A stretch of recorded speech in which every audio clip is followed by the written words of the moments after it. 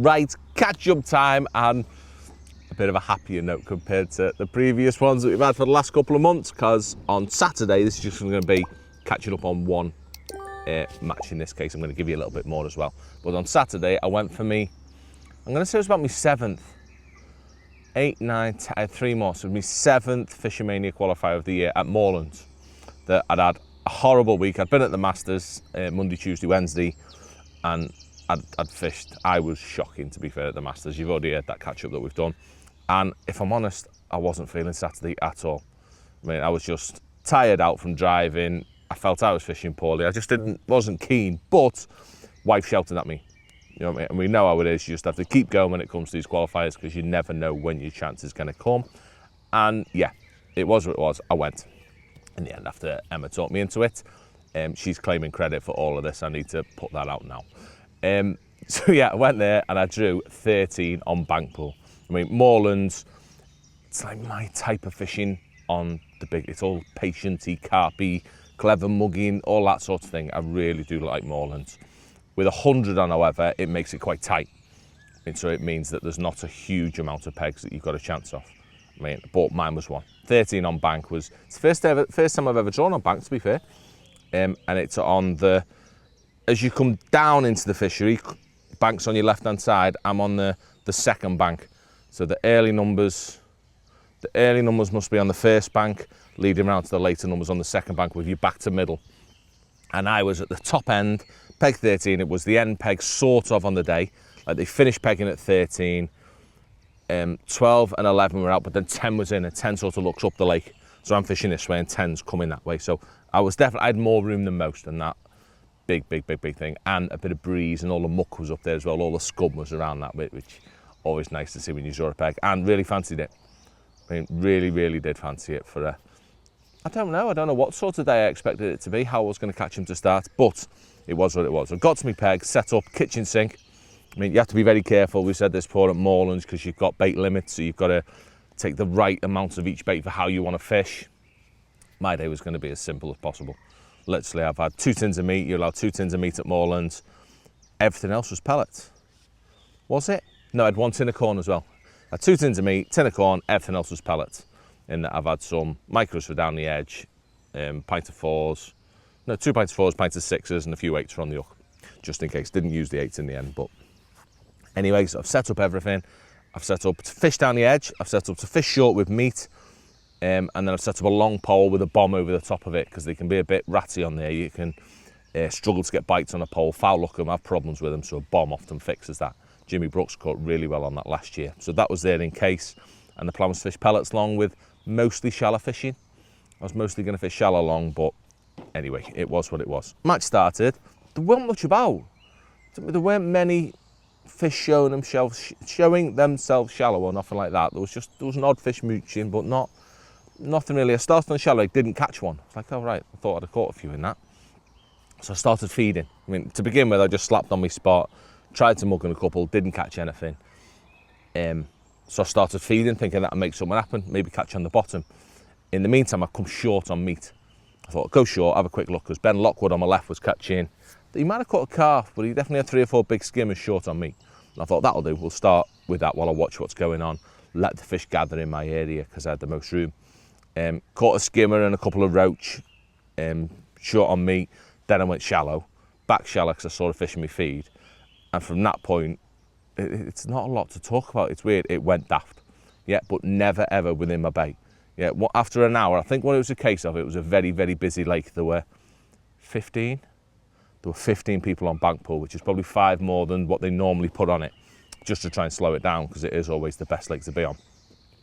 And I feel it, because everyone else is fishing, it just made them fish move up into our area. Once people had fished, upset the fish a little bit, they definitely accumulated where I was in my corner, and it was solid, like beyond solid. I've had this big raft of muck down the edge that kept moving up and down, and when that had come towards me, I was able to, just all I've caught all day is mugging, but I was able to flick my rig about, and I caught frighteningly steadily. I probably caught like 10 carp an hour for the next 4 hours. It was so steady, just picking an odd one off, all mugging. I'd never caught a fish in my feed all day, yet despite there being fish there, I'd often see a carp. When I'm not fishing it, I'd see a carp mooching about in my pellets, Carried on feeding me 4 mils at 14 metres, but never caught a fish in it. Really, really weird. I did have one little go on the deck. I think I missed a couple of liners. I never caught one, came off it. It was all day. I never caught a fish on my feed other than a few skimmers short. And yeah, I just carried on mugging them all day. But it's been a right weird one, and I want to go a bit technical, give you a little bit, because they were fussy muggers, like really, really, really fussy muggers. I couldn't catch them making extreme amounts of noise. I mean, a big plop of my bait, my float, whatever, it spooked them off really quickly. It had to be put in quite subtly, but fast. So I couldn't swing it to them. I had to sort of flick it over to them, but I couldn't whack it on the water. It had to go in nice and subtle. So because of that, my hook bait and my float were really, really, really important, like massively important. So I've dicked about lots. Hook baits first. Yeah, let me do hook baits first quickly. Let me hook that in there. Hook baits first, it was all about little and subtle baits. Yeah, there were anglers trying to fish with 8 mils, sorts of things like that. The fish were having none of it, too much commotion on the water. But that said, I'd have liked to have maybe fished meat or maggots as well, but they weren't durable enough, how much I was moving it. So it was all about pellets. And the 3 pellets I caught on the day were my ever faithful 6 mil pasty ones. I caught quite a few on them to start with. They're a lovely slow sinking. I've had them for about 4 years now, massively running out, but we'll sort that out. And little on the day was really good as well. 4 mils as well. In that case, they're just 4 mil F1 feed pellets, the ones that Sonia Baits do, but they're the low oil version. So really, really low oil, slow sinking, just grabs their attention for that little bit longer. Brilliant, brilliant bait as well. Little, subtle. I can make a bit of noise with a 4 mil when I slap it, but it's not a frightening noise. It's nice, it's enough for the fish to grab their attention. And then lastly, as always, the red pellets, they were. I caught a few of them late, to be fair. Red pellets weren't the best on the day, but I caught a couple of them late on. It was definitely a pasty day. But the first time ever, it was the deepest I've ever caught. Just weird. So I've spoken about this loads. My favourite depths when it comes to mugging is 2 bait boxes deep.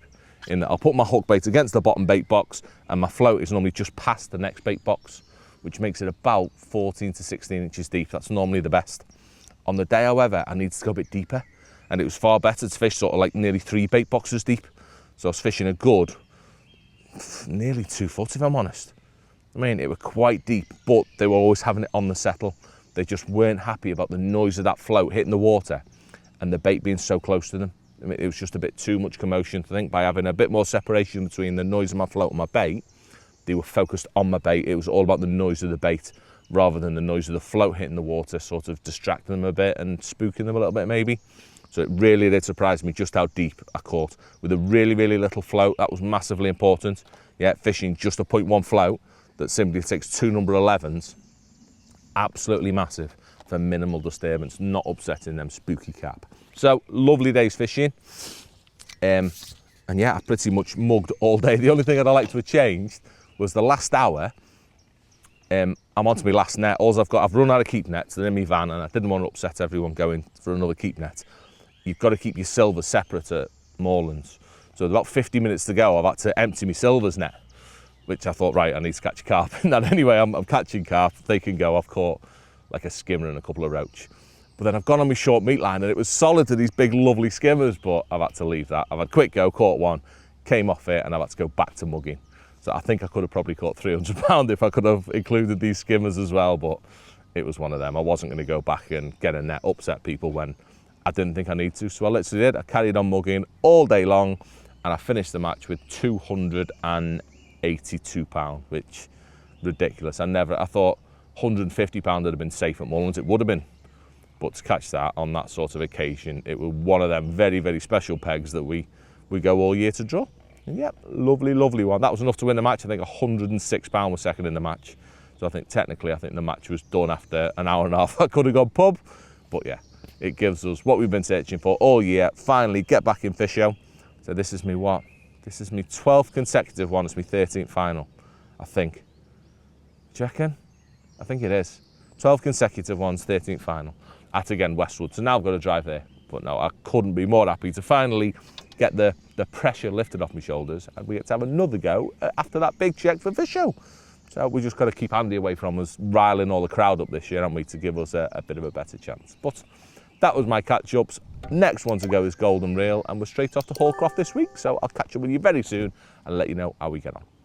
Right, so we hope you are enjoying the video that you're watching. If not, have just watched. But what we'd also like you to see is the packages that we include for our more technical, informational stuff, where what we can bring to you is all we pretty much know about the technical side and our match style side of fishing. I'm what not we in have, this bit. you are, of course you are in this bit. We have two sides of things. We have the basic package that for $4.99, you can watch us fish live matches, a Q&A every month, and additional stuff from Matty Dawes with live matches and more technical stuff on his side. Or we have the all access package where you can literally see technical insights, live matches from us, but also some of the best anglers flipping on the planet.